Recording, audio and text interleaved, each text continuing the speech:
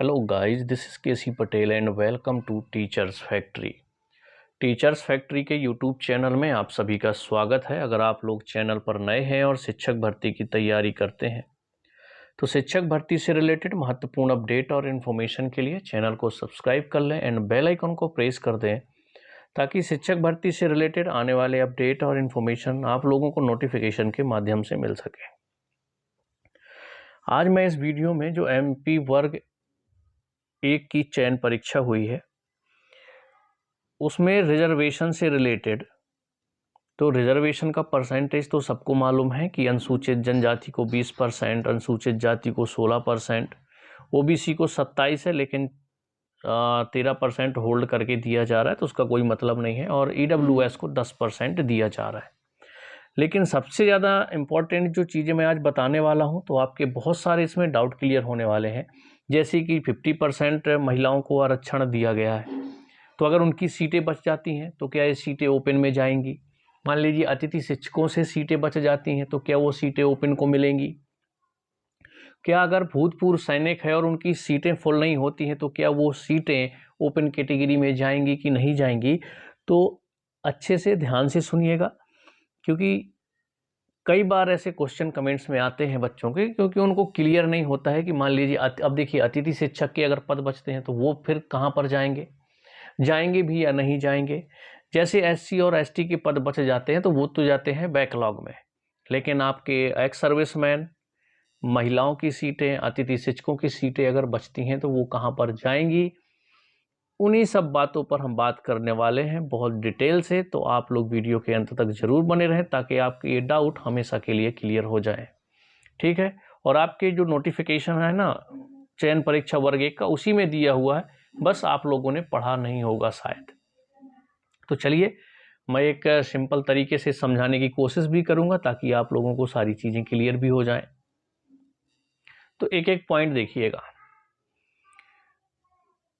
पहला तो आप कहिए कि रिक्त पदों के प्रत्येक प्रवर्ग वर्ग तथा अनुसूचित जाति, अनुसूचित जनजाति, अन्य पिछड़ा वर्ग, अनारक्षित प्रवर्ग वर्ग के आर्थिक रूप से कमजोर वर्ग एवं अनारक्षित प्रवर्ग वर्ग के लिए निम्नानुसार क्षैतिज आरक्षण है।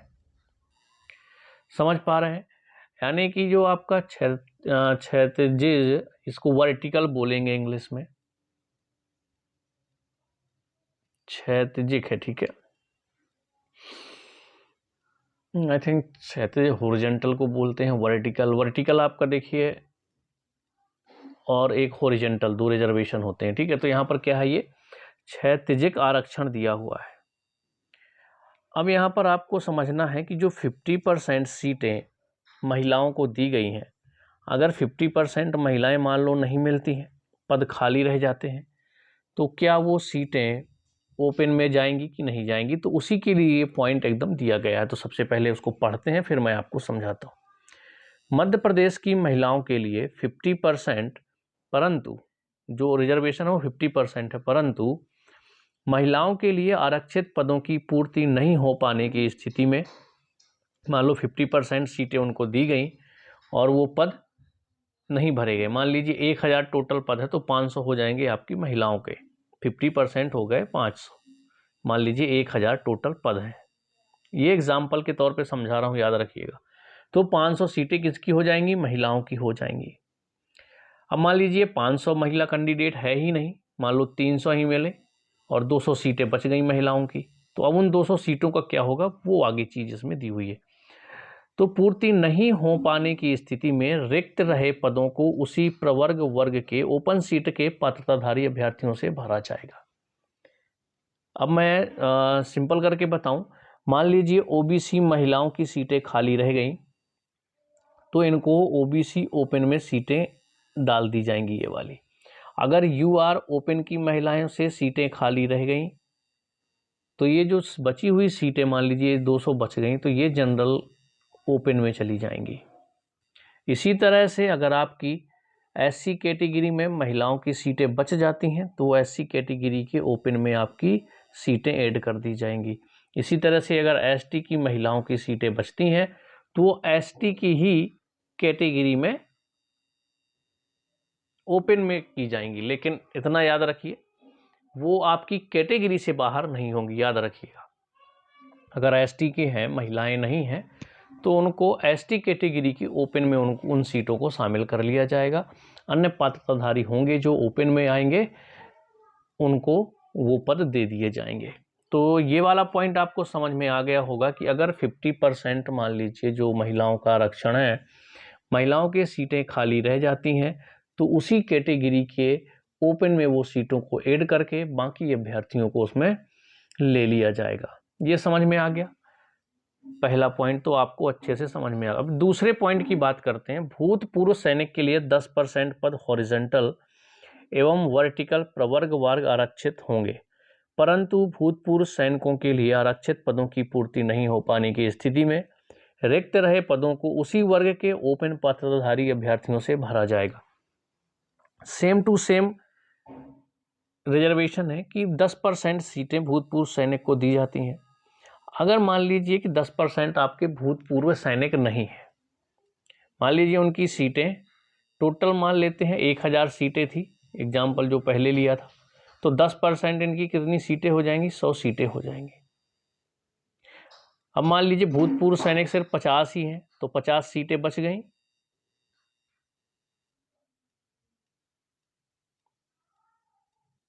अब जब आपकी 50 सीटें बची हैं, ठीक है, तो इन 50 सीटों को किसमें ऐड कर दिया जाएगा? मान लीजिए ओबीसी की भूतपूर्व सैनिक नहीं है, तो ओबीसी ओपन में ऐड कर दिया जाएगा। यूआर ओपन में ऐड किया जाएगा। अगर जनरल की जो सीटें भूतपूर्व सैनिक को मिलेंगी और भूतपूर्व सैनिक नहीं होने की स्थिति में उस पदों को, उस सीट्स को आप ओपन में कर दिया जाएगा। आई थिंक यहाँ पर भी समझ में आ गया होगा कि अगर आपकी एक्स सर्विसमैन से सीटें बचती हैं, तो उसी कैटेगरी के ओपन में सीटें आपकी ऐड कर दी जाएंगी और बाकी जो पात्रताधारी होंगे, ओपन पात्रताधारी, उनको उसमें वो सीटें दे दी जाएंगी। अब आ जाते हैं तीसरी पर, जो पॉइंट है अतिथि शिक्षक का। तो पहले तो आपको पता है कि 25% रिक्तियां अतिथि शिक्षक को दी जाती हैं, जिसमें कम से कम 200 दिवस पढ़ाना हुआ हो और 3 सत्र आपके कंप्लीट है, वही अतिथि शिक्षक के अंतर्गत आते हैं। ठीक है, लेकिन अगर अतिथि शिक्षक की सीटें बच जाती हैं तो फिर क्या होगा?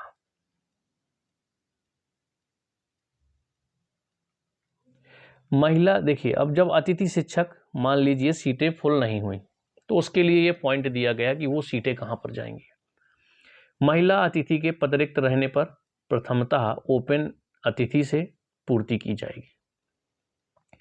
तदुपरांत ओपन अतिथि से भी पूर्ति नहीं होने पर महिला अतिथि के शेष रिक्त पदों को उस प्रवर्ग में गैर अतिथि महिला पात्रधारी अभ्यर्थियों से भरा जाएगा तथा अतिथि प्रवर्ग के ओपन श्रेणी के पदों की पूर्ति नहीं होने पर ये पद ओपन गैर अतिथि से भरे जाएंगे। कहने का मतलब ये है कि जो अतिथि शिक्षक के लिए सीटें रिजर्व हैं और अगर वो पद खाली रह जाते हैं तो किसी भी हालत में उन पदों को भरा जाएगा, खाली नहीं छोड़ा जाएगा। तो किस तरह से भरा जाएगा? पहले तो ये है कि मान लीजिए कि महिला के पद, महिला जो अतिथि हैं उनके पद रिक्त रह गए, ठीक है, तो उनको ओपन अतिथि से की जाएंगी, मतलब ओपन जो अतिथि की सीटें होंगी उनसे भर लिया जाएगा। लेकिन ओपन अतिथि से भी अगर पूर्ति नहीं होती है तो शेष जो रिक्त पद होंगे तो वो गैर अतिथि महिला पात्रताधारी से किए जाएंगे। याद रखिएगा, गैर अतिथि में चली जाएंगी पात्रताधारी से।